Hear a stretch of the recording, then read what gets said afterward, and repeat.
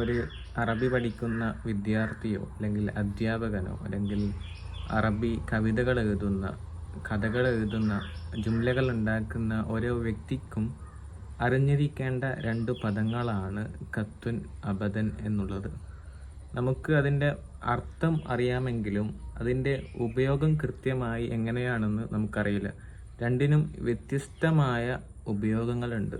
അബദൻ എന്നുള്ളത് മുസ്തഖബിലായ വരാൻ പോകുന്ന ഒരു പ്രവൃത്തിയെ നിഷേധിക്കാനും അല്ലെങ്കിൽ അതിനെ സ്ഥിരപ്പെടുത്താനും ഉപയോഗിക്കുന്ന ഒരു പദമാണ് അബദൻ എന്നുള്ളത്.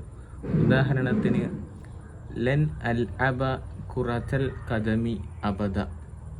അപ്പോൾ അവിടെ മുസ്തഖബിലായ ഒരു പ്രവൃത്തിയെ നഫി ചെയ്യാൻ വേണ്ടിയിട്ടാണ്, അതിനെ നിഷേധിക്കാൻ വേണ്ടിയിട്ടാണ് ഇവിടെ ഉപയോഗിച്ചത്. ഇനി ആ കാര്യത്തെ സ്ഥിരപ്പെടുത്താനും, അതായത് ഇസ്ബാത്ത് ചെയ്യാനും അതിനെ ഉപയോഗിക്കും. ഉദാഹരണത്തിന് അൽ അബു ഖുറത്തൽ ഖദമി അബദ. ഇങ്ങനെ മാത്രമാണ് അബദൻ എന്ന പദത്തിനെ ഉപയോഗിക്കുക.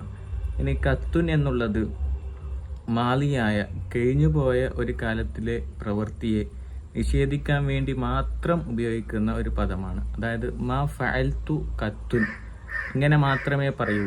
ഫഅൽതു കത്തുൻ എന്ന് പറയില്ല. ഇസ്ബാത്തിന് വേണ്ടി കത്തുൻ എന്ന പദത്തിനെ ഉപയോഗിക്കാറില്ല. ഇങ്ങനെയാണ് മുഅ്ജമുൽ വാഫി എന്ന കിതാബിൽ വ്യക്തമായി പറഞ്ഞിട്ടുള്ളത്.